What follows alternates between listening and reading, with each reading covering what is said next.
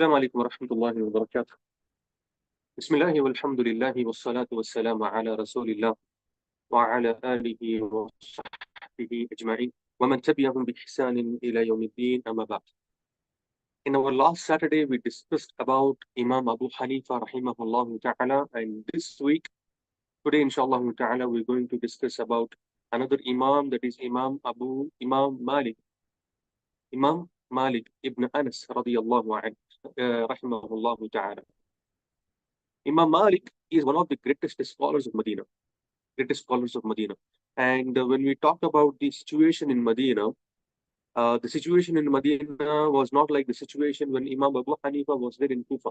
In Kufa, a lot of fitna, a lot of madahibs, a lot of kawa, a lot of firqa, and a lot of turmoil between the Abbasiyya, Umayyah, and there was a lot of confusion. Many people accepting Islam, and there was a lot of confusion and qillatul ilm, lack of knowledge. But when it comes to Medina, Medina is a place where it was protected from this kind of things, except for some little political reasons here and there. Imam Malik, rahimahullah ta'ala, he was actually born into the scholars in Medina. Born into scholars in Medina. So Medina was well protected by Sahaba radiallahu anhum and their progeny, and they had this deen well preserved because many scholars and many Sahaba stayed back in Medina and they passed away in Medina. So Medina was basically a safe place. Is it clear? Now, talking about Imam Malik ibn Anas, he was born in 93 Hijri. 93 Hijri. So in my last class, there was a small mistake which I made about the date of birth of Imam Abu Hanifa, where I mentioned he was born in 699 Hijri. It's not actually Hijri, it is actually the year, the other calendar. So he was actually born in 80 Hijri. 80 Hijri. Imam Malik was born in the year 93 Hijri, 93. Okay, is it clear? 93. What's his full name? What is the full name of Imam Malik? And Imam Malik's full name is Malik ibn Anas. Malik ibn Anas ibn Abi Amir al-Asbahi al-Yamani. Al-Asbahi al-Yamani. Basically, Imam Malik is from Yemen. His parents are from Yemen. His grandfather is from Yemen. Abu Amr al-Asbahi is actually from Yemen. And when Abu Amr migrated to Medina, he settled with, and he migrated during the time of Umar radiallahu anhu. Umar radiallahu anhu. Basically, the grandfather of Imam Malik was a student of Aisha radiallahu anha, was a student of Ali radiallahu anhu, was a student of Uthman, was the student of Talha and other Sahaba radiallahu anhu. And he was very close to them. Who? The grandfather of Imam Malik.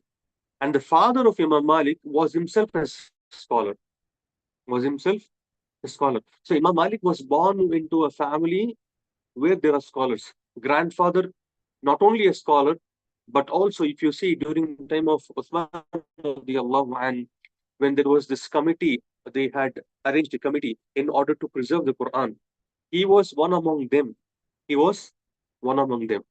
And not only that, when Uthman radiallahu anhu, he passed away, there were certain people who were responsible to bury Uthman radiallahu anhu.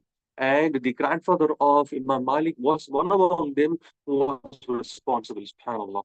And the son of Imam Malik, son of Abi Amr, that is Malik ibn Anas, Anas rahimahullah, the father of Imam Malik was himself a scholar. And not only that, the brother of Imam Malik, his name is Nadhr. What's his name? Nadhr. He himself was a scholar. The uncle of Imam Malik, rahimahullah ta'ala, he was the teacher of Imam al-Zuhri.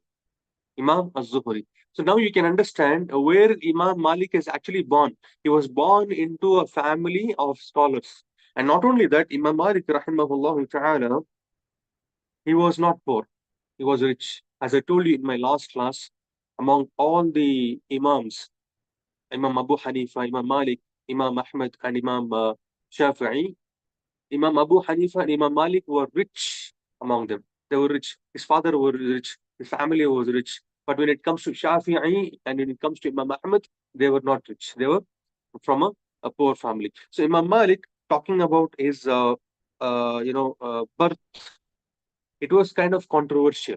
Controversial in the sense it is a kind of subhanallah. His mother's name is Aliya bin Sharik. Aliya bint Sharik. She gave birth to Imam Malik, and Imam Malik was in the womb of his mother for 3 years almost. For 3 years. Normally, we come to know this. We normally hear that the pregnancy is about maximum to maximum 7 months to 9 months. After 9 months, obviously the child will come out, right? But Imam Malik was there in the womb of the mother for 3 years. And this is a shocker for you people. Why? Because there is another community, another tribe in Middle East. The tribe is known as Banu Tamim. Banu Tamim. And you know what is the minimum the pregnancy of those women? The pregnancy of those women is about 4 years. They keep the child 4 years in the stomach. Only after that they will be able to deliver. This is from Allah subhanahu wa ta'ala. Generally, it is 9 months, maximum 7 months. The child is formed after 5 months, 6 months, 7 months, the child is formed in the stomach. And there is one particular tribe which is known as Banu Tamim. They carry the child for 4 years. After 4 years, they deliver the child. So similarly, Imam Malik was in the stomach, the womb of his mother for about 3 years, for about 2 to 3 years. And this has been narrated by Imam Shafi'i and many other scholars, which is Sahih, inshallah. So, what is the physical appearance of Imam Malik? Imam Malik was known as a white-skinned man. White skin. Normally, we know that the Arabs are, not fair. Arabs are actually brown in color. Rasulullah sallallahu alaihi wasallam was not fair. He was not white. He was a wheatish complexion between the white and wheatish. So be proud, all the people who are wheatish. Rasulullah sallam is kind of wheatish. And also Adam alayhi salam was Ahmar. Ahmar means brown complexion. Musa alayhi salam was a dark. And Sulaiman and many prophets, and many of them were brown colored or dark colored, not very fair. And so don't worry about your complexion, inshallah. Okay, worry about your taqwa. So Imam Malik was completely contrary when it comes to the skin color of the Arabs. Arabs are generally brown in color. So Imam Malik was extremely fair, like a white person. And not only that, he had blonde hair. And not only that, he had blue color eyes. And not only that, he was extremely tall and he was extremely handsome. So now you can understand it. A person with knowledge, and Allah has given him Jamal, the beauty, you can understand. And Allah made him famous. SubhanAllah. These are the benefits from Allah subhanahu wa ta'ala. Normally, you'll not find some scholars to be beautiful. Some of the scholars are handsome, beautiful, they have a good lineage, born into. So Imam Malik was basically born into a family of scholars. He was given the ilm, he was given the beauty, he was given, every single thing from Allah subhanahu wa ta'ala. This is a blessing. If Allah has given anybody these things, you have to thank Allah subhanahu wa ta'ala. So Imam Malik, if you see, he was not very studious from childhood. He was like, he used to always play with pigeons. Always used to play with pigeons. And he was not very serious like his brother. His brother was very serious when it comes to studies. Another, he's also scholar, very serious when it comes to studies. But Imam Malik was not serious at all. He wanted to become a musician. He wanted to become a singer. Who? Imam Malik wanted to become a singer. And sometimes he used to dress like singers, to imitate like singers. Nowadays, singers are different. The dress is different. But during those times, the singers' dress was different. So Imam Malik was used to play with pigeons, and he wants to generally, play, want to become musician. And one day, what happened? There is a turning point. You see, there is in everybody's life, there is a turning point. Either it goes that way, either it goes this way. So turning point of Imam Malik is that once his father asked Imam Malik and Imam Malik and his brother another a fiqh question. A question that related to some kind of masail. So Imam Malik was not able to answer the question, and his brother, he answered the question. So that's when his father, he told, verily, your pigeons has kept you busy from gaining knowledge. From gaining knowledge. Imam Malik became extremely curious, angry. Okay, that's when he decided to gain knowledge. Then he went to the first scholar, first teacher, Rabi'atul Ra'i. You must have heard. Rabi'atul Ra'i. He's from among the scholars of Medina, and he's from the Ahlul Ra'i. he goes to Rabi'a and he start gaining knowledge. And he stayed with Rabi'a for 2 years, gaining knowledge, and he had learned some other, learn everything. Then later, after 2 years, he went and studied from a different scholar. And Rabi'a actually was one of the scholars who used to teach in Medina. It was his mother. Whose mother? The Imam Malik's mother, who told, go and study adab from Rabi'a. If you see Imam Malik's teacher, Imam Malik did not only learn hadith or fiqh or anything from the scholars actually. He learned many things. He learned their behavior.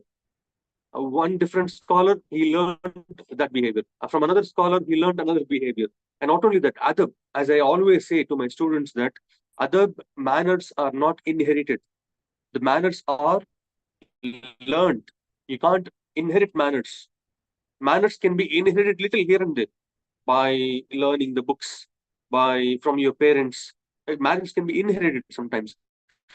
But generally, in most of the cases, what happens is manners are learned. So whenever sometimes you read the hadith, but you will not be able to understand how to apply that hadith, how to apply that hadith when it comes to manners, and how will you be able to apply that hadith is when you sit with the scholars, when you sit with the people who has knowledge, when you see the way they behave, that's when you inherit knowledge, isn't it? That is how Imam Malik, he learned some manners from Rabi'a at Roy, and he went to another another scholar, that is Abdullah bin Yazid Abdullah bin Yazid ibn al-Hurmuz ibn al-Hurmuz. He is one of the other scholars in Medina, very famous. And Imam Malik rahimahullah, he stayed with him for 7 years. He learned from him for 7 whole years. And not only that, this particular Ibn Hurmuz became one of the favorite teachers of Imam Malik. Imam Malik used to say that, I love Imam Hurmuz. To an extent, from morning till evening, Imam Malik used to spend his entire time spending time with Imam Hurmuz to learn the fiqh, to learn the manners and everything. One day, what happened? One of the slave girl of Ibn Hurmuz, okay, she found Imam Malik sitting outside. And Imam Hurmuz asked, is there anybody sitting outside? She says, yes, Malik is sitting. Okay, ask him to come inside. And that was not the hours of teaching. But Ibn Hurmuz taught Imam Malik even outside the times of the sessions, from the durus. And he told, this is the man who is going to become a greatest scholar in the future. You can understand when a teacher says to a student, you will be one of the greatest scholars. Teacher understands this man is going to become one of the greatest of Sima in the future. And not only him, many scholars said this. So Ibn Hurmuz used to spend a lot of time with Imam Malik used to spend a lot of time with Ibn Hurmuz. And one of the other manners that Imam Malik learned, especially from Ibn Hurmuz, is that there is this thing called the madhab of Maliki madhab is famous for saying I don't know. Saying I don't know. Somebody comes and asks you a question, they say I don't know. What is the meaning of I don't know? If somebody asks you what is the meaning of this, what is the fiqh ruling of this, they say I do not know. So saying I do not know need a lot of guts.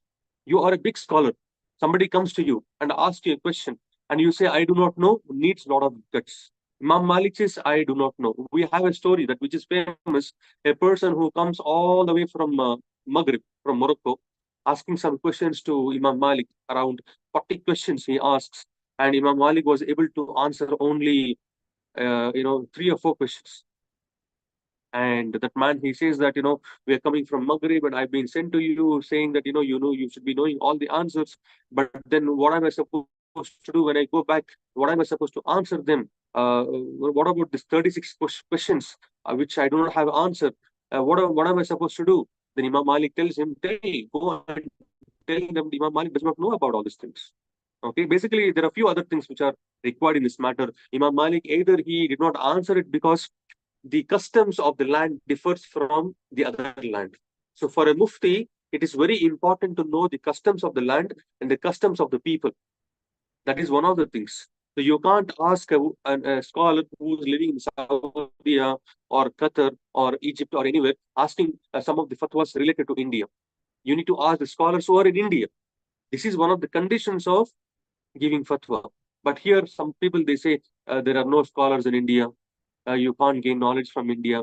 There is no scholars here. There are some people, and if you come across such kind of people, whoever says there are no scholars in India, stay away from such kind of people. They are juhal, absolutely ignorant people. Stay away from such kind of people, inshallah ta'ala. So here, that's why he couldn't answer, and he didn't have an answer. He didn't have an answer. That is the tariqah of Imam Malik. And second teacher of Imam Malik is Nafi'. Who's Nafi'? Nafi' Mawla ibn Umar. Nafi', the slave of Ibn Umar radiallahu anhu. Abdullah bin Umar radiallahu anhu, he had a slave called Nafi'. And Nafi' is actually from Abyssinia. Actually from Abyssinia. And Imam Nafi', he was known to narrate a lot of hadith, especially from Abdullah bin Umar. Especially from Abdullah bin Umar radiallahu anhu. And if you see, there is a thing called golden chain in Bukhari and Muslim. There's a thing called golden chain. When we say what is golden chain, it is not the chain that you wear. Okay? Golden chain means every hadith has got chain. Every hadith has got chain. It's not that I heard from so and so, he heard from so and so, he heard from Rasulullah sallallahu alaihi wasallam. One of the golden chains is that Malik from Nafi'. Nafi' heard from Ibn Umar. Ibn Umar heard from Rasulullah sallallahu alaihi wasallam. This particular chain is known as golden chain. Golden chain. So there is only 2 or 3 people between the narrator and Rasulullah sallallahu alaihi wasallam, and the Imam Malik had the privilege to have his name in this golden chain. That's why you will find many ahadith in Kutub Sitta, this particular chain where you find Imam Malik's name. Imam Malik heard from Nafi', Nafi' heard from Ibn Umar, Ibn Umar heard from Rasulullah sallallahu alaihi wasallam, which is known as the golden chain. Is it clear? So Imam Nafi', he was an Abyssinian, and he used to live in Medina, and he had narrated many hadith from from Abdullah bin Umar radiallahu anhu. And we know that Abdullah bin Umar radiallahu anhu is from among those Sahaba radiallahu anhum who used to even follow the footsteps of Rasulullah sallallahu alaihi wasallam. So wherever he knows exactly where Rasulullah kept his steps from, footsteps. So he used to keep exactly on the same place. Sometimes whenever he used to travel, he used to go and sit under some of the trees where Rasulullah sallallahu alaihi wasallam used to sit. And that was how Abdullah bin Umar used to follow the sunnah of Rasulullah sallallahu alaihi wasallam. And this sunnah is not necessary to follow, but yet it is out of the love of Rasulullah sallallahu alaihi wasallam. They used to follow it. Imagine when it comes to the obligatory acts, and when it comes to mustahabbat, when it comes to other acts, wajibat in the religion of Islam. So Nafi' is actually a product of Abdullah bin Umar, and Imam Malik becomes a product of Nafi'. Now you can understand how Imam Malik is having knowledge. And one more thing which I want to tell you is the difference between Imam Abu Hanifa and Malik is that Imam Malik has extensively started learning about the hadith. And here Imam Abu Hanifa had less a number of scholars he had, and there were only fiqh masail and less hadith. But in Medina, there were many hadith, many scholars, many of them directly studied from the Sahaba radiallahu anhum. To talk about Imam Malik, whether he's a tabi'in or not, Imam Malik is not a tabi'in. He's not from the 3rd generation, but he's from the Khairul Qurun. But he heard, because the year he was born, the same year, one of the Sahabi passed away, Anas ibn Malik. So Anas ibn Malik radiallahu anhu, he passed away, and Malik ibn Anas takes birth in the same year, subhanAllah. The same time, Imam Abu Hanifa passed away, same year, Imam Shafi'i takes birth, subhanAllah. Like you see, Allah takes away somebody and Allah will send somebody. And Imam Malik is from among the the scholars of Hijaz. When we say Hijaz, Makkah, Medina, these Riyadh and other places, Hijaz, he's an Imam of the Hijaz. He's the Imam of Hijaz. So he learned knowledge from Imam Nafi. Then he next another scholar is Imam Shihab al-Zuhri. Imam Shihab az-Zuhri. Ibn Shihab az-Zuhri is also from a Muhaddithin, and you'll find many of the hadith which is in Kutub Sitta. And Imam Shihab az-Zuhri, Imam Malik used to go and learn many hadith from him. Almost like every there is a thing between Imam Malik and Zuhri. Imam Zuhri used to narrate every time 30 hadith. He only teaches 30 at one session, 30 hadith. What Imam Malik used to do, he used to tie a knot on his thread. So whenever one hadith is narrated, he ties a knot. Another hadith is narrated, he ties a knot. Another hadith is narrated, he ties a knot. For every hadith, he keeps tying the knots. Okay. So with this, he remembers the number of hadith that he has memorized from Imam az-Zuhri. Imam az-Zuhri. Is it clear now? So one day what happened? Imam az-Zuhri narrated 30 hadith, but Imam Malik was able to tie only 29 hadith, 29 knots. And he was extremely frustrated because of that. Again, he goes back to him and he takes ilm and he memorizes. Imam Malik, he memorizes. He hears the hadith and he memorizes. He hears the hadith, he memorizes. So one of the things that Allah subhanahu wa ta'ala has granted the scholars is that they were given extremely, great memory of remembering things, memorizing Quran, memorizing, what is a hadith of Rasulullah sallallahu alaihi wasallam. And this is one of the things for every student of knowledge is that, they have to memorize. But there is one thing I will tell you, not only memorize. Imam Malik says it is not about memorizing how many books. It is not about reading how many books. It's all about understanding what you have studied. A person must have studied one mas'ala. Okay, it is not about it is not about knowing qawaid and furu and Quran and hadith. There are many hufad, there are many people who memorize Quran, yes or no, but they do not know what is the meaning of what Allah talks about. Many people have memorized the hadith, but they do not know, they do not have the understanding. What is important in the religion of Islam is that it is not necessary that you have memorized many books. And what is important is that you should be able to understand the rules and regulations. The rules and regulations. That is why very important. Some of the scholars whom I know, they have not memorized Quran, but they know the entire the main verses of the Quran, and they know the fiqh masail, they know the qawaid, they know the principles. That is more important than memorizing. But if you memorize, it adds up more and more credibility for a scholar, inshallah ta'ala. There is another teacher of Imam Malik, that is Amrah, and she was a teacher. She was a female. She was a female. And Amrah, rahimahullah, she studied from Aisha radiallahu anha. And she is from among the greatest of the scholars of those times. So Imam Malik basically had many teachers who were male and female, and also Imam Malik had many students who are male and female. And from among the students of Imam Malik is also his own daughter, Fatima. And she herself memorized Muwatta, and she herself memorized Quran. She was one of the persons who carried his, the knowledge further. So Imam Malik had Amrah. Then he had another teachers, Jafar as-Sadiq.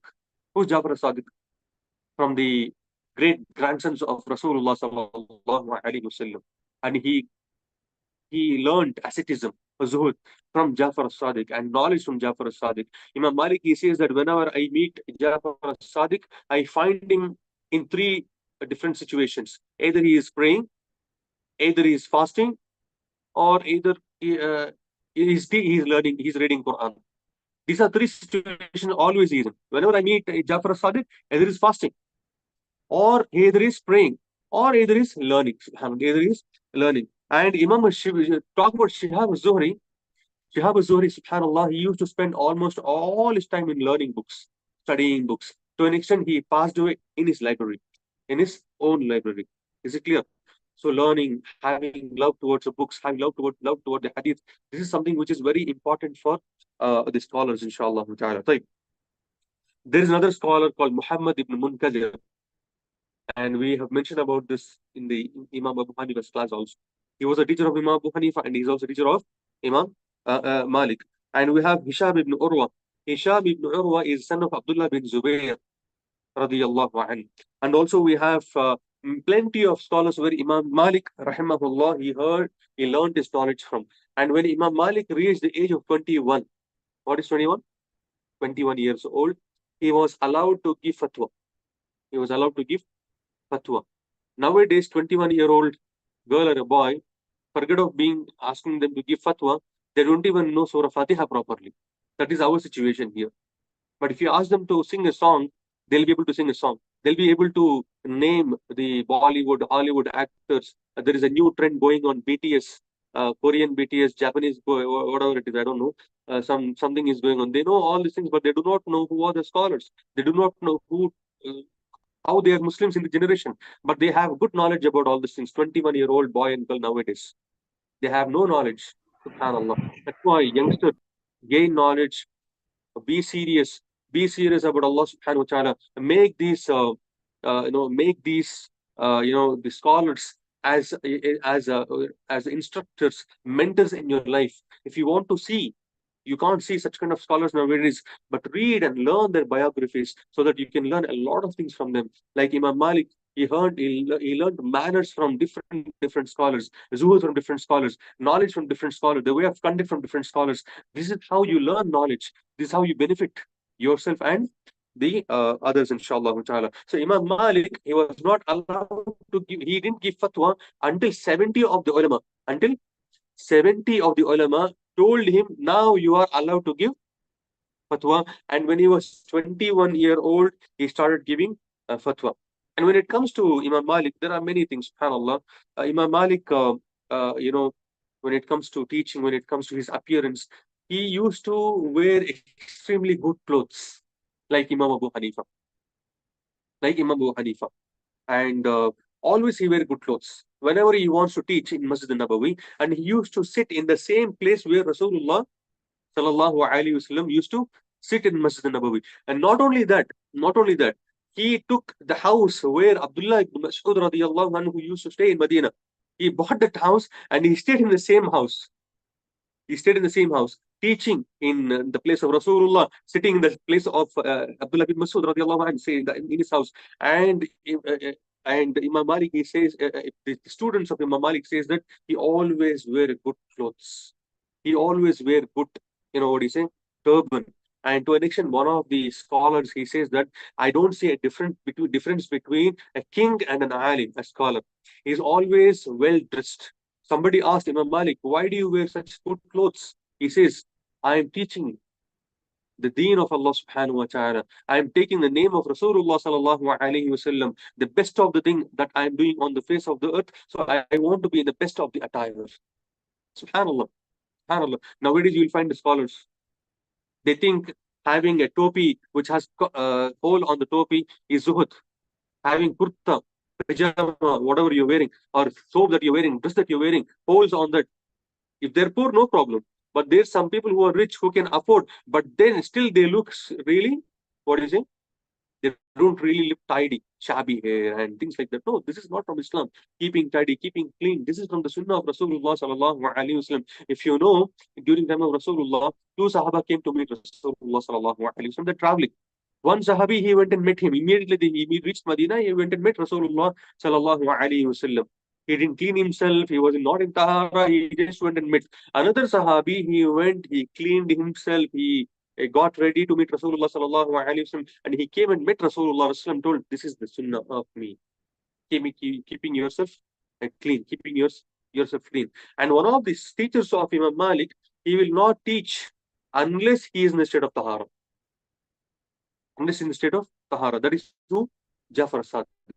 Until he does not teach a hadith, until he makes wudu, then he teaches. Because he doesn't want to take the name of Rasulullah or Allah subhanahu wa ta'ala when he is in the state of, it is allowed. It is absolutely allowed, no problem. But yet he does not befit, he does not seem, it is a kind of not respectful to use the name of Allah and Rasul when they are not in the state of Tahara. So Imam Malik used to dress well and he used to go into the masjid and teach and teach. For every time, every durus he used to teach. And Imam Malik, the way he teaches is, subhanAllah, normally what happens to these scholars is that we go to the scholar and the scholar recite the hadith. Yes or no? The scholar recite the hadith and we memorize the hadith. But Imam Malik is not like that. The student has to recite the hadith and Imam Malik will correct them. The other way around. Imam Malik will correct them. And not only that, Imam Malik does not take any hadith that which is not authentic. They always take hadith which are authentic. Any hadith which is not authentic, they will not take. When it comes to muhaddithin, there is a difference of opinion among the muhaddithin that, whether to accept da'if hadith or not. But Imam Malik, he never used to accept da'if hadith.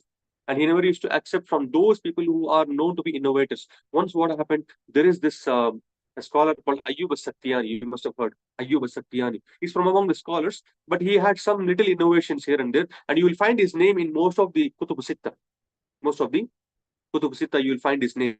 And once he met him in Medina, in Makkah, during the Hajj, and at the well of Zamzam, somebody was taking the name of Rasulullah sallallahu alaihi wasallam, and Ayyub as-Sakhtiyani started crying, remembering the name, remembering Allah, remembering Rasulullah sallallahu alaihi wasallam, the hadith of Rasulullah sallallahu alaihi wasallam. That's when Imam Malik, he changed his opinion, saying that this man may be innovative, but he is truthful. Then he started taking hadith from him, taking hadith from him. So it is absolutely fine, inshallah ta'ala. So Imam Malik, he used to teach this way. And when he was teaching this way, there are certain things that Imam Malik used to follow. Certain things Imam Malik used to follow. In his classroom, okay, he will not allow any students to raise their voice. Raise their voice. He says, do not raise the voice. He was strict. And not only that, in the history, it is mentioned that Imam Malik had some bodyguards. Some bodyguards. Why? Not to protect Imam Malik. He says if somebody are making, if somebody are arguing arguing with Imam Malik, if they are talking too much, he will take them out of the class. And that is a punishment. Once what happened, one of the students, he came all the way from a different city. And to an extent, what happened to him is that his father sold his property, house, everything, gave him money, go and gain knowledge from Imam Malik. So he came to Imam Malik's class and he wanted to learn hadith from Imam Malik. And Imam Malik, rahimahullah ta'ala, he was teaching and he started arguing with Imam Malik on certain thing. And Imam Malik got angry and he was removed from the class. When he was removed from the class, one of the students of Imam Malik, he followed him and he started beating him outside the masjid. Outside the masjid, he beat him. And when Imam Malik finished his class, when he was going back to the house, he goes to Imam Malik. His name is, I think, Hisham. I do not exactly remember. He goes to Imam Malik and he says, you have done dhulm upon me. Imam Malik says, what did I do to you? What did I do to you? He says, I sold my property. I came here to gain knowledge from you, but you removed from the class. And not only that, one of your students bet me. One of your students bet me. Then now Imam Malik is feeling embarrassed. He asks, tell me, how do I compensate that? What do I do to compensate this? Then he says, yeah, Imam, for every beating that I got, teach me one hadith. Teach me one hadith. So 15 to 20 times he beat him. So he taught him 20 times. And further, the student, he says that, yeah, Imam, call that student again, ask him to beat me so that I can learn more and more hadith. That's when Imam Malik, rahimahullah, he started laughing more. He say, what kind of student is this? And to an extent, subhanAllah, he became very close to Imam Malik and he also became one of the greatest scholars in the later stage. Allah Musta'an. So when you are, studious, when you are sincere to gain knowledge, you will become from among the scholars, So whenever you are gaining knowledge, be sincere. Be sincere for yourself. Be sincere to Allah subhanahu wa ta'ala. Be sincere to learn about Allah and Rasul. Knowledge is not a thing that can be given to anyone. Knowledge is only for those people whom Allah bestows. It is a special mercy from Allah subhanahu wa ta'ala upon the blessed slaves, upon the blessed slave. Imam Malik says, the knowledge is a nur, and it is a nur of the heart. Like Imam Shafi said, يعني العلم نور لا يؤتي إلى العاصي. The knowledge is a nur from Allah subhanahu wa ta'ala, and it will not be given to any sinner. Sinner will not have the knowledge. Allah knows best. But knowledge is something which is it is a thing that is from Allah subhanahu wa ta'ala, and it will be bestowed only for special cases, inshallah. Once Imam Malik, rahimahullah, he was walking by Medina, in the streets of Medina. Look at how humble they are. Look at how humble they are. Not only humble, how much concerned they are for the ummah. One thing which I would like to tell you is that the scholars are always concerned for the ummah. And those scholars who are concerned for the ummah to rectify the affairs of the ummah, Allah will elevate the status. And there are some scholars who are concerned about themselves. Allah will destroy them. Sometimes their knowledge is a fitna for themselves. Imam Malik, rahimahullah, he was walking in the streets and he found a person who was drunkard, who's drunk, who's drunk, and he is shouting, Allah, Allah, Muhammad, Muhammad, sallallahu alayhi wa sallam. He was keep shouting and he's taking the name of Allah subhanahu wa ta'ala. Imam Malik, he found him in the streets of Medina and he goes to him and he takes his sleeve, the sleeve. He takes his sleeve and he cleans his mouth. He cleans his mouth. He's a drunkard. He cleans his mouth. And not only that, he takes him to his house, not his house, to the drunkard's house, to his own house, and he cleans him and he cooks for him until he lost his, what do you say, intoxication, until he's out of his intoxication. Subhanallah. And Imam Malik leaves him. Imam Malik leaves him and goes back. During the sleep, a person comes to Imam Malik and says, verily you have purified him and Allah has purified you. Allah has purified you. SubhanAllah, look at this dream. And next day morning, when he goes to the masjid, he finds this man standing in the first line. He finds the drunkard standing in the first line and clean, and he's standing and praying Allah subhanahu wa ta'ala. And Imam Malik meets him and he says about the dream. He also got the same dream. Verily, Allah has purified you. Verily, Allah has purified you. Imam Malik becomes extremely happy, subhanAllah. Extremely happy. So what does this show? What does this show? The moment you are concerned for the ummah, okay, to rectify their affairs without judging them, Allah subhanahu wa ta'ala will elevate your status. The moment you start judging those people, somebody comes to you and says, yeah, Sheikh, I did this, I did that. And you start judging that person, what kind of person you are, get lost from me. And this is not from the ways of the scholars. Rasulullah sallallahu alaihi wasallam, some people used to come to Rasulullah saying, Ya Rasulullah, permit me to commit zina. Ya Rasulullah, I committed zina. How did Rasulullah sallallahu alaihi wasallam reply to them? In a very good way. He didn't rebuke them. He didn't insult them. He didn't destroy them. SubhanAllah. SubhanAllah. This is something which is very important for every Muslim. Every Muslim.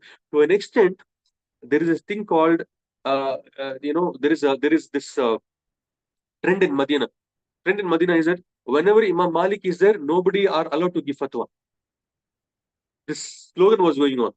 How this happened is, there was a woman who passed away. There was a woman who passed away, and other ladies used to give her, ghusl of janazah.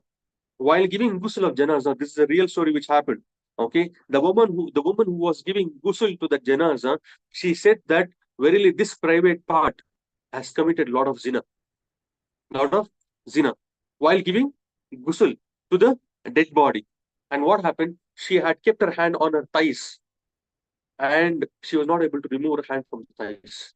Allah subhanahu wa ta'ala attached her hands all over the thighs of that woman. And they were not able to understand what to do. And they go to Imam Malik. Imam Malik says, go and lash her. Go and lash her. Lashing, 80 lashes for those people who slanders a woman or a man of committing zina. This punishment. Go and lash her. And they lashed her. That's when Allah freed her hand from thighs of the woman. Allahu Akbar. This kind of, we will not be able to understand as to what to do. Imam Malik, look at the knowledge of Imam Malik. And not only that, second thing, a dead body, somebody is dead, do not speak bad about that person. You might have known bad things about him or her. It is not allowed for you to talk about those things. Not only that, talking bad about, if you find any bad things on their body while giving ghusl, something which is not pleasant for you, it is not allowed for you to tell these things to anyone that, I found some unpleasant things on the body of a woman or a man. It is not allowed. And when it is not allowed in that situation, how is it allowed to talk about bad about a Muslim when he's alive or dead? And talking bad about any Muslim, alive or dead, unless that is which is required to tell the people from the harm of that person, it is not allowed for anybody to spread the sins of any Muslim, inshallah ta'ala. Is it clear now? Now, Imam Shafi, rahimahullah ta'ala, he is one of the students of Imam Malik.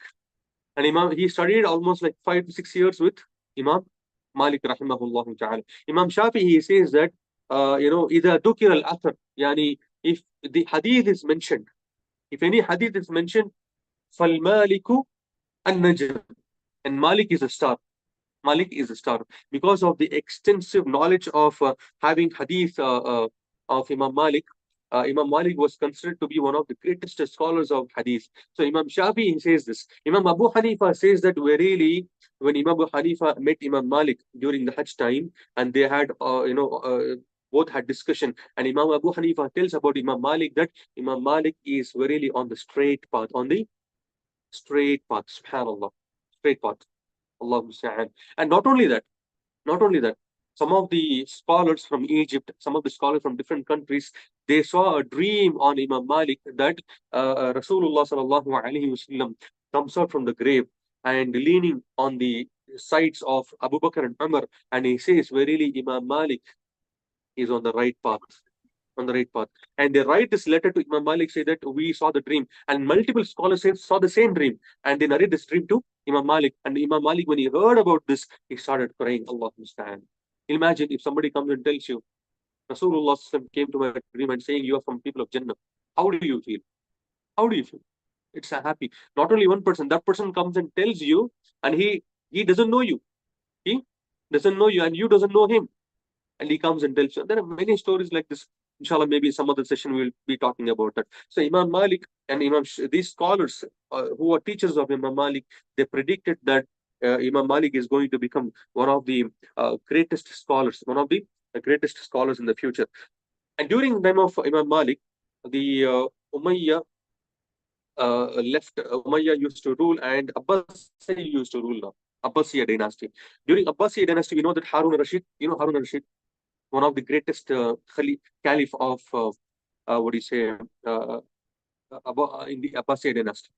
Harun al-Rashid, he sends a message to Imam Malik saying that please come to Damascus, okay, and teach my children a hadith. Imam Malik says, no, I will not. I will not come. Let them come here and learn. Let them come here and learn. And I will not treat the children of caliph differently from the children of other people. He want to do justice. And Imam Malik, if you know, he has never left Medina, except for Hajj or whatever it is, for Umrah. He never left Medina. He was always in Medina. He was always in Medina. That's because Rasulullah sallallahu alaihi wasallam says that the one who dies in Medina, probably there is some benefit. I forgot the hadith. Sifarish, the intercession. This is hadith, authentic hadith. If somebody wants to die, let him have tamanna that let him die in Medina. Let him die in Medina. There's a hadith of Rasulullah sallallahu alaihi wasallam. So Imam Malik does not want to go out, and he didn't need to go out because most of the Sahaba and their students, they were living in Medina, and Medina was safest place from any kind of fitna, any kind of fitna. So Imam Malik rahimahullah ta'ala, Harun al-Rashid thought, maybe Imam Malik wants money. So he sends sacks of gold and to him, asking him to come. Imam Malik says, no, I will not come. Tell him I do not need money. So Imam Harun al-Rashid, he himself comes to Imam Malik asking, I want to learn hadith from you. And once what happened during the Jum'ah, one of the days of Jum'ah, when Imam Malik was giving khutbah, there is a trend called, the caliphs, the Khalifa, they never used to sit with the common people. They used to sit on the chair. So there was a chair which was erected. There was a chair which was erected separately for Harun al-Rashid. So when Imam Malik came inside, he saw him sitting on the chair separately. So Imam Malik khutbah was something else, and he changed the topic on spot. The topic was be humble and Allah will elevate you. Be humble and Allah will elevate you. Not even half of the khutbah finished, Harun al-Rashid told his bodyguards to take away the chair, and he sat down along with the people. This is how Imam Malik used to teach. And Harun al-Rashid did not get angry. He did not get angry. And he was a righteous man, alhamdulillah. He was a righteous man. He understood. And Imam Malik is so humble. The way he tells people, that is something which is very important. You can correct people in different way, but the way you correct is very important. Correcting is not important. The way you correct is important. Is it clear now? The way you correct, they will take it, inshallah ta'ala. If you're going, hey, what happens? There will be fight. But if you correct in a proper way using hikmah, that is how, inshallah ta'ala, you will be able to make them understand. So Harun al-Rashid, he told, then he got his children, he himself came to Imam Malik and he started gaining knowledge. That's when Imam Malik said, Al-ilmu yu'ta wala ya'ti. The knowledge is being sought, not knowledge does not come. For example, if the animal is hungry, the animal is thirsty, or human being hungry or thirsty, are we sitting here and say, "Oh Allah, give me water and food"? No, we go out and strive, isn't it? Similarly, you can't sit and gain knowledge. You have to go and strive in the way of knowledge. To learn hadith, Sahaba radiallahu anhum, tabi'een, they used to travel for miles together, thousands of miles, 2,000 miles. They used to travel for one hadith. One hadith. I thank you people also. Always coming from all the way from subhanallah 35 from here, 35 to 40 kilometers almost. All the way from the other end of Bangalore, outskirts of Bangalore, you come here. Barakallah, I accept it. And this is the sincerity. Allah will put barakah in the ilm. Barakah in the ilm. So people, they say, no, we can't come, we can't travel, this and that. SubhanAllah, if you're serious to gain knowledge, wherever there is ilm, you will travel there. And that's where Allah subhanahu wa ta'ala will accept your knowledge, So Imam Malik, rahimahullah ta'ala, there is this a famous incident that which happened between Abdullah bin Abdul Aziz al-Umari. Abdullah bin Abdul Aziz al-Umari, he is also one of the greatest scholars of those times. He wrote a letter to Imam Malik saying that, yeah, Imam, concentrate more on, on self-ibadah. Concentrate more on self-ibadah. Not only just knowledge. If somebody comes and tells you, stop studying every time, go and worship Allah also. How do you say, hey, get lost from me? What do you know about me? Do you think you can teach me? That's how we react. But Imam Malik reacted in a different way. And look at the way Imam Malik reacted to this particular thing. Imam Malik, he read in Allah, he says that he wrote a letter back to Abdullah bin Abdul Aziz al-Umari. He said that, Inna Allah kassama al-amal. Really, as Allah subhanahu wa ta'ala has divided the acts, divided the deeds among the people, kama kassama al-arzaq, as he divided the risk among the people. Among the people there are rich, among the people there are poor, among the people there are middle class, among there are different categories of human beings. Similarly, when it comes to actions, among the people there are different people with different actions. For example, for some people Allah has given knowledge, for some people Allah has given worship. A person who fasts cannot pray. A person can pray but cannot fast. A person can go for Hajj but cannot give zakat. A person gives zakat but cannot go for Hajj, isn't it? There are some people who can pray, who can fast, who go for Hajj, who has knowledge. They are very little, very less people with such kind of characteristics. Like Abu Bakr radiallahu anhu, he had all kind of characteristics in him, isn't it? That's why Abu Bakr can enter any door of Jannah, Not every Sahabi, but not every Sahabi. Similarly, subhanallah, the actions that you have, and Imam Malik, he writes back to him saying that as Allah has divided the risk among the people, Allah also divided the amal, actions among the people. If Allah has given tawfiq for some of the people to fast, Allah did not give tawfiq for some others to to perform salah. Salah in the sense fasting, we're not talking about the obligatory fast or obligatory prayer. We're talking about sunnah and nawafil. If Allah has given some of them the ability of performing hajj, for them there is no ability of giving zakat. Some of them can give zakat, but they cannot fast. Some of them can keep fast, but they cannot pray. Yes or no? So this is the amal which are divided among the people. So Allah has given me the knowledge, and Allah has given you the tawfiq of performing more and more good deeds. So as far as knowledge, with the knowledge, I become close to Allah subhanahu wa ta'ala. As far as the actions, the deeds are considered, you become close to Allah subhanahu wa ta'ala. But our manzil is same, that is to please Allah subhanahu wa ta'ala. Look at the way Imam Malik, he responded to Abdullah bin Abdul Aziz al-Umari, rahimahullah ta'ala. This is how, subhanallah, Imam Malik used to respond to such kind of people. Sometimes what happens is, there is always people who come and irritate you. Especially some scholars are irritated. So some scholars are irritated. Imam Malik, he says that if you are in the way of Rasul, in the way of Allah subhanahu wa ta'ala, if you are not harmed in that way, then there is a problem in you. If you see the history of scholars, most of the scholars are being tortured or put into different kind of tests. Likewise, Imam Malik was put into different kind of tests.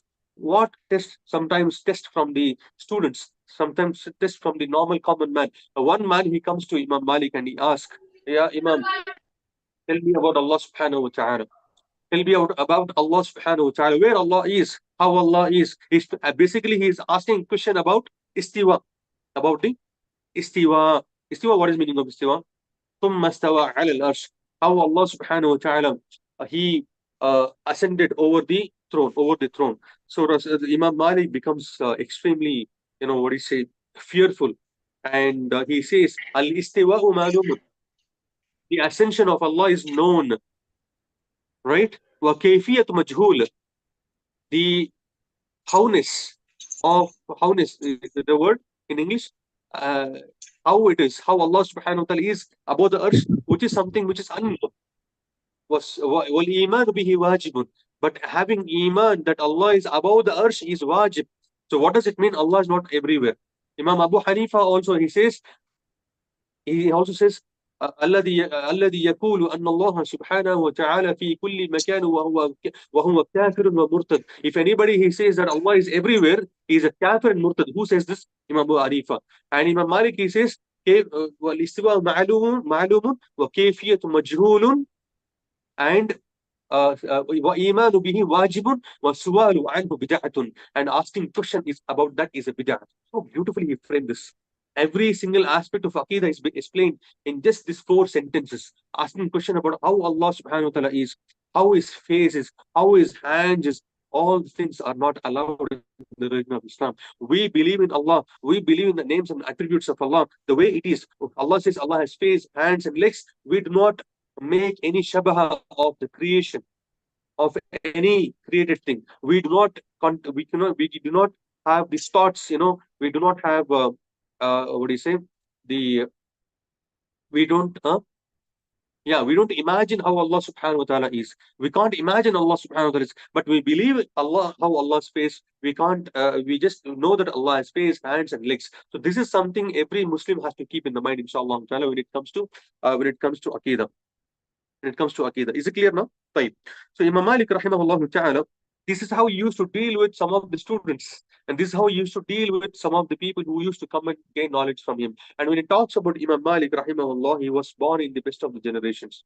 And the factors which contributed Imam Malik to gain knowledge and the spread knowledge is, he didn't have much of the responsibilities of taking care, because he himself was rich. And not only that, he took care of Imam Shafi until he finished his studies. This is one of the characteristics of some of the scholars. Like Imam Abu Hanifa, he used to give stipend to the students. Imam Malik also used to give stipend to some of the students. He used to take care of some of the students. Allahu Akbar. May Allah, if Allah gives us, we will also, call students and give them money and make them study. Nowadays, it is the other way. The scholars themselves are in need of somebody else. If they speak truth, they are removed from the positions. This is a reality, isn't it? This is a reality. If they speak truth, they are removed from institutions, from the colleges, from the government, from their positions. This is what is happening, subhanallah.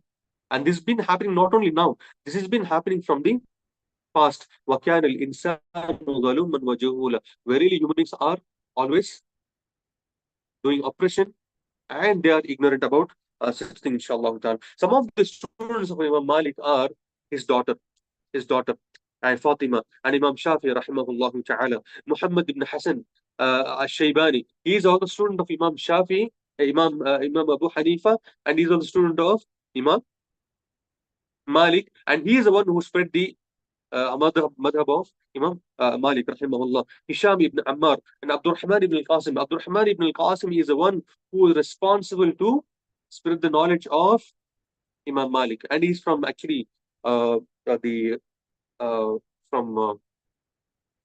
Egypt, and he says that I was with Imam Malik, I studied with Imam Malik under Imam Malik for 20 years. For 20 years. Nowadays, you study for 3 years, 4 years, 5 years, and you can claim yourself as a mufti. They study for 20, 30, 40 years, and yet they humble themselves. So the more you gain knowledge, the more humble you'll become. So Abdurrahman ibn al-Qasim, he says that when he went back after studying with Imam Malik, he says that, I studied knowledge 1 year with Imam Malik, and for 19 years I studied other manners. And after going back, he says, no, even that 20 years I would have studied adab from Imam Malik. So this is something which is very important for a scholar. Adab. Adab means what? The way you talk, the way you handle the way you handle situation, the way you handle things around you. This is something which is very important for every scholars. If you are like this, change yourself in the future. You keep changing yourself. Some people are like, I will never change. I'm like this, I will be like this. No, it's not like that. You can change and you have to change, inshallah ta'ala. Right. Now, talking about the fiqh of Imam Malik is that Imam Malik used to use Quran, then Sunnah, Ijtihad, Aqwal Sahaba, then Qiyas. Then he used to use something called Masail al-Mursal. Masail al-Mursal is something where he used to see the situation of the people, and based on the situation, he gives fatwa. Even though that fatwa is something which is not, according to the sunnah, looking at the situation of the people. There's something called dariya. Satu dariya is, to evaluate two things, if it is greater harm or lesser harm. If it is greater or lesser. You understand what I'm saying, right? So we will not go in detail about all these things, it's not possible right now, because when we study usul al-fiqh, that itself teaching Sadu Dariya, it takes hours together. There are my students who learned usul al-fiqh from me, and I taught them this usul al-fiqh for about one entire year, usul al-fiqh and this particular mas'ala. So it is not possible for me to explain everything. And Imam Malik, he uses another thing called the customs of the urf of the customs of people of Medina. So people of Medina, the practice of Medina, he used to take them as presidents in order to give the fatwa, because he believes that they are from the descendants of Sahaba radiallahu anhu. And Sahaba radiallahu anhu learned from Rasulullah sallallahu alayhi wasallam. So this is how Imam Malik used to give his verdict. And Imam Malik wrote some book, that is Muwatta Imam Malik. Muwatta. Muwatta is a hadith which consists of about 2,000 hadith. And he took about 40 years to write this book and compile this book. And this book was named as Muwatta. And this Muwatta was one of the books after the Quran during those times, which was considered as an authentic book. Once after Imam Bukhari came, then this book was sidelined. Okay, but it was one of the books and one of the first books of hadith which was compiled in the field of hadith, and that is Muwatta Imam Malik, which consists of how many hadith? 2,000 hadith. In fact, Imam Jafar al-Mansur, he said that Imam Harun al-Rashid, he said that let's make this book to hang inside the Kaaba, inside the Kaaba. He said, no, ya Imam, no, ya Khalifa, we will not make this as a book inside the Kaaba, because there are differences among the people, differences among the scholars. That is a rahmah for the people. Let not my verdict only be the final verdict. So I don't want to use this. And Imam Malik declined. This is the humbleness. Somebody comes and tells you, so you wrote a book, and the King Salman comes and tells you, your book is beautiful. Let's make this book as a fiqh for the entire ummah. What will you do? Inshallah. MashaAllah, you go ahead. Yeah, I'm happy about you doing this. That's what we have read. Imam Malik, don't do that. He said, no, don't do that.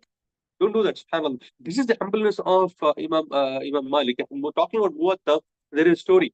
So what is the story? After Imam Malik wrote a book, he laid an example for many other scholars to write many other books. So there were hundreds of Muwatta written during his time. Hundreds of books, like similar like Muwatta. Okay, so the Muwatta, a person went to Imam Malik and said, yeah, Imam, you wrote Muwatta. Now there are hundreds of Muwatta. What do you think? Somebody will read your Muwatta? And he says a beautiful statement. Ma kana lillahi baqiya. He says, whatever is done for Allah subhanahu wa ta'ala will remain. And until today, nobody remembers any other Muwatta except the Muwatta of Imam Malik, except the Muwatta of Imam Malik. Allah musta'an. Allah musta'an. Look at this. So if you are sincere with Allah subhanahu wa ta'ala, Allah is going to elevate your status.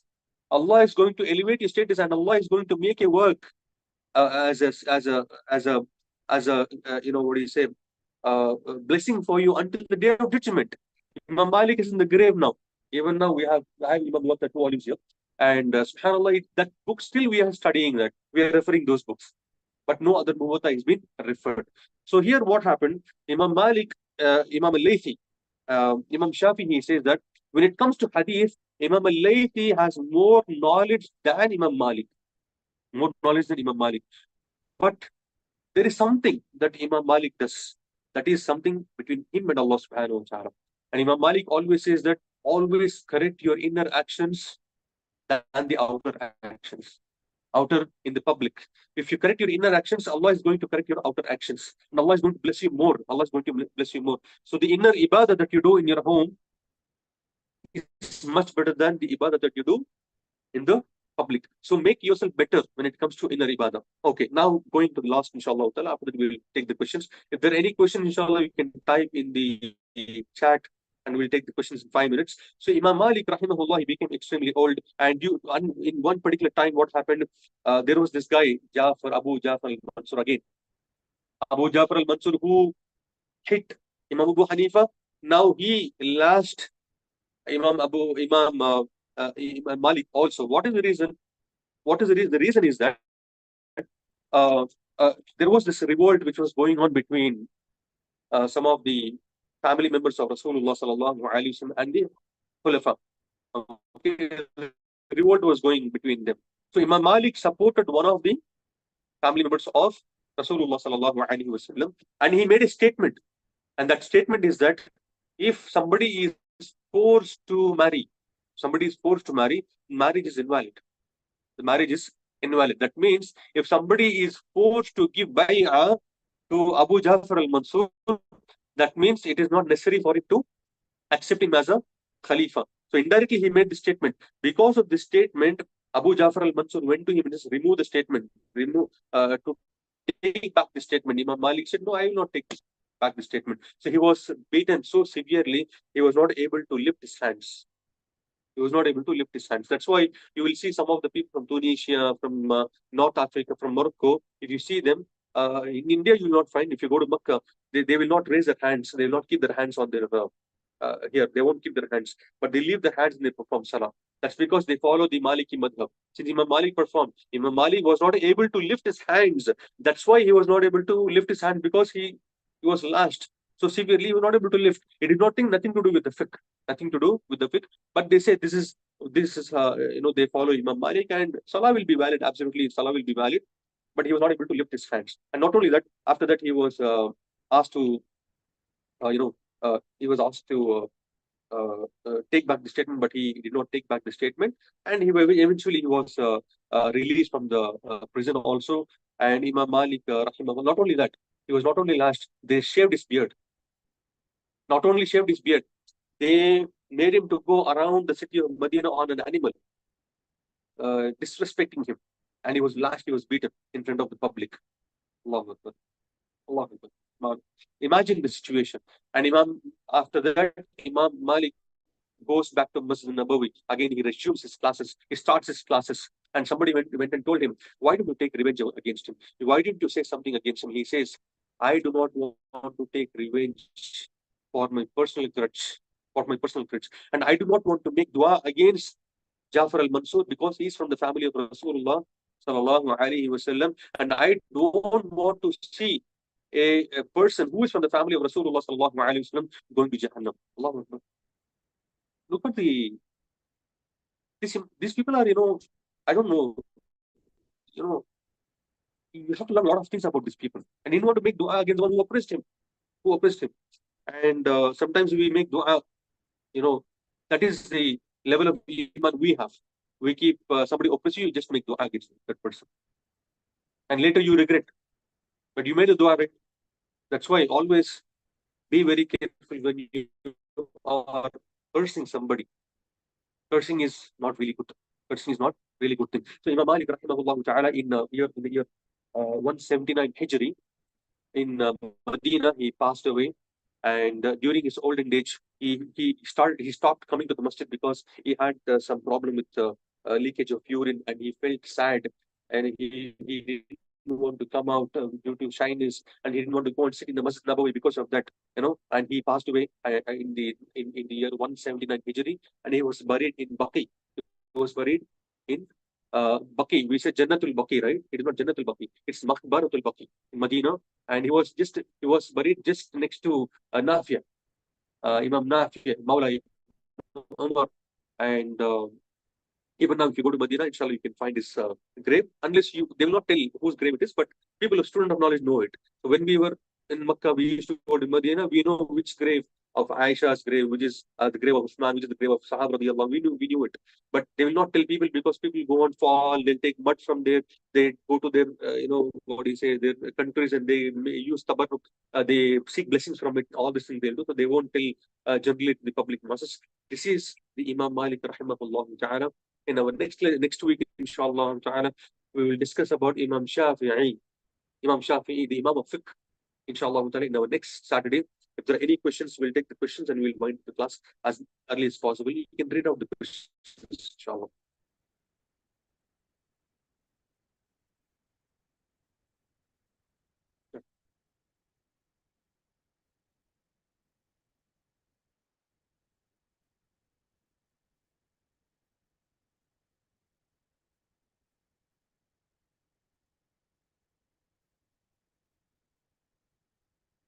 Any questions?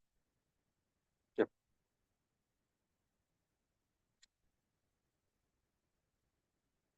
There's a question. Imam Malik was born in the year 79 Hijri. 79. 79 or no?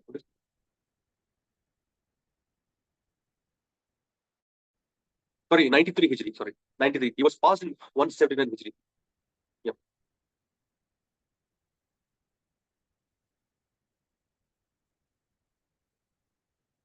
The Muwatta Imam Malik has got the hadith which are Mursal, Munqati.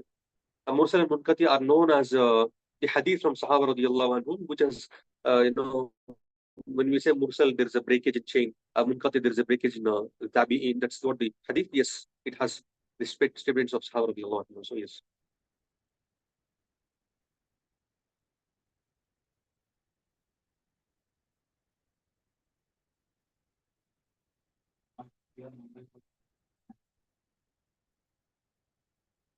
There is a question. It is told that Imam Malik is not from purely, they're not from Arabs, right? No, Imam Malik is actually from Yemen. Their forefathers from Yemen. Their forefathers are from Yemen. So they migrated from Yemen to Medina. And they're from Arabs. They're from the Arabs. Yes. Imam Shafi'i is an Arab. Okay. And he's from the progeny of Rasulullah, from the family of Rasulullah sallallahu alaihi wasallam. Imam Ahmed, Imam Abu Hanifa, they're not Arabs. Yes.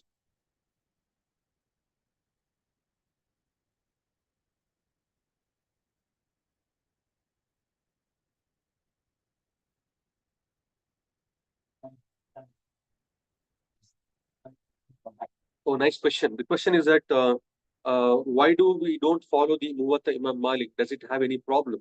No, there are books, there are ulama who explain these books, alhamdulillah. But thing is that we study these books, but better than this, we have Bukhari. Better than this book, we have Sahih Muslim. Better than this, we have many other Kutub Sitta, the other books of Hadith. So people study that over this Hadith, and this is also one of the books of Hadith, inshallah. So there is no problem in studying that because it has some mursal hadith, as I told you, mursal munqati and mawquf hadith in that.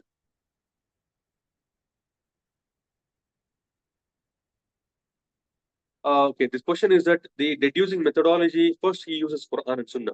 Quran, then hadith, then the qawl sahaba, ijtihad, qiyas, and there is something called urf of the Medina, the people of Medina, the customs of the people of Medina, the practice of the people of Medina. And there's something called Saddud Dariya. Saddud Dariya means if there are two issues, okay, if that issue is which causes greater harm, causes lesser harm. So he takes the issue that which causes the lesser harm. Saddud Dariya. Okay, and there is something called Masailul Mursal. Masailul Mursal is where sometimes because of the situation of the people, he gives verdict based on the situation. That is Masail al-Mursal. And this is how he deduced the law, inshallah.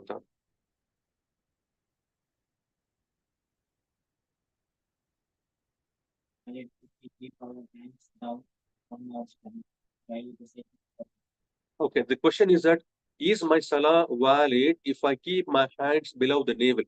Below the navel. Absolutely valid. Absolutely valid. No problem at all. So do not fight with those people who are keeping hands on the above the navel or below the navel. Salah is absolutely valid. Because keeping the hands, raising the hands, all these things are sunan al-failiyah. Sunan al-failiyah means the sunnah acts when it comes to actions. So this is absolutely from the sunnah. If you do it or do not do it, it's absolutely fine, inshallah. Salah is valid, inshallah. No problem.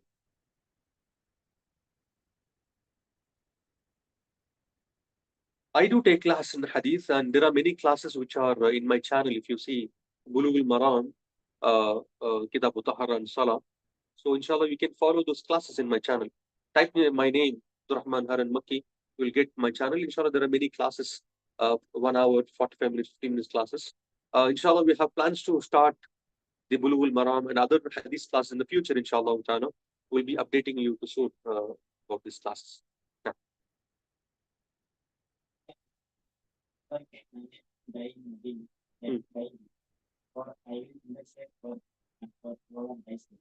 So hadith, this is the hadith.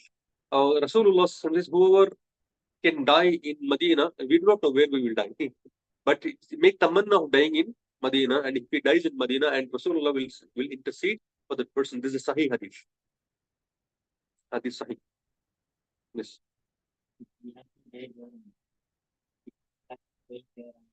Anything. Whatever niyyah you keep, if you die, if you have a niyyah of going to Medina and dying there, alhamdulillah. Let our soul be taken in Makkah or Medina. It is not about where you die and how you die. In what situation you die is more important. The situation is whether you're on Tawheed, worshipping Allah subhanahu wa ta'ala. Always make dua, oh Allah, take my soul when you are pleased with me. And take my soul when you find me the highest of Iman. Oh Allah, take my soul when you find me doing the best of the things. This make a regular dua in your prayers. Inshallah, Allah will grant you that.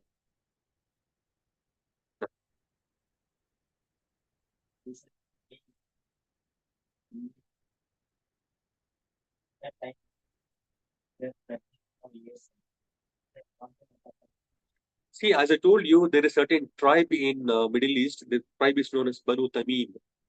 So those women from Banu Tamim, they carry children for 4 years. This is their birth. After 4 years only, they will be able to deliver the child. So maybe, Imam Malik, and his mother is not from Banu Tamim. And also talking about his mother, she's not a common woman. She encourages people to gain knowledge.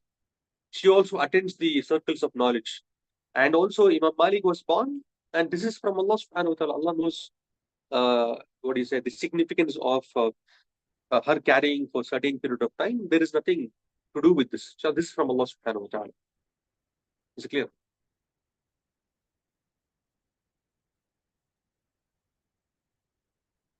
That it? That's it, inshallah. Yeah.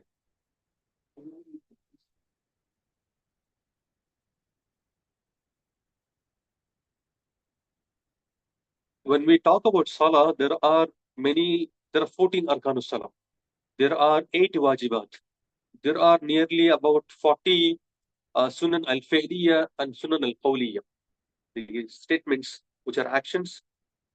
Salah is completely of this. So these things are actually istinbat. What do you say istinbat? Deduced from the hadith. There's hadith of Rasulullah, many hadith which specifically says warka, wasjud. With this, we'll understand that these are the arkan, and ulama made things easy for us in the later stage. Sahaba radiallahu anhum, they knew it is from the rukun. They knew it is from the wajib. They didn't have, Rasul did not teach them this from the arkan, this from the wajibat, this from sunnah, this from mustahabbat. He didn't teach all these things. But Sahaba, they understood automatically all these things. But later generations, to make things easy for them, they made this arkan, wajibat. Why we have to study this? Because, if arkan goes, any rukun of the salah goes, salah will be invalid. What are we supposed to do in that situation? If wajibat does, then there is a compensation. If sunnah, or if anything from among the sunnah goes, we misses, then salah is absolutely valid. So for example, dua will istiftah, the dua that you say Allahu Akbar, and you say recite the thana. What is it? سبحانك اللهم رب وبحمدك وتبارك اسمك وتعالى جدك أو there are many other dua if you recite. This is something mustahabbat. Okay, and reciting Subhana Rabbil Ali, Subhana Rabbil Azim more than once is sunnah. So once it is wajib. Okay, Surah Fatiha is wajib from the rukun. Making sujood is from the rukun. Making ruku is from the rukun, from the arkan. If you miss it, the entire deed will be disqualified. So that is how it is deduced from the hadith. Huh? Watch my Bulugul Maram classes. You can give from the Kitab Salah, you will understand. It is the entire thing I can't teach you here for it takes hours together. You follow those classes, inshallah. Other everything. For Hajj also there are arkan, wajibat, sunnah, like that, inshallah. Okay. For every act there is some mustahabbat, some conditions.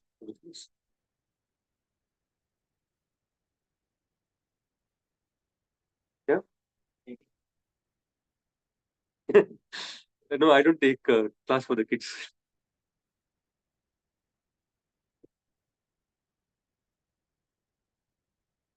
That's it. Tayyib, inshallah. We'll see you next week um, with Imam Shafi rahimahullah ta'ala. See you next Saturday with the same time. بارك الله فيكم وجزاكم الله خيرا ونفعنا بنا وبكم الإسلام والمسلمين ووفقكم الله جميعا والسلام عليكم ورحمة الله وبركاته.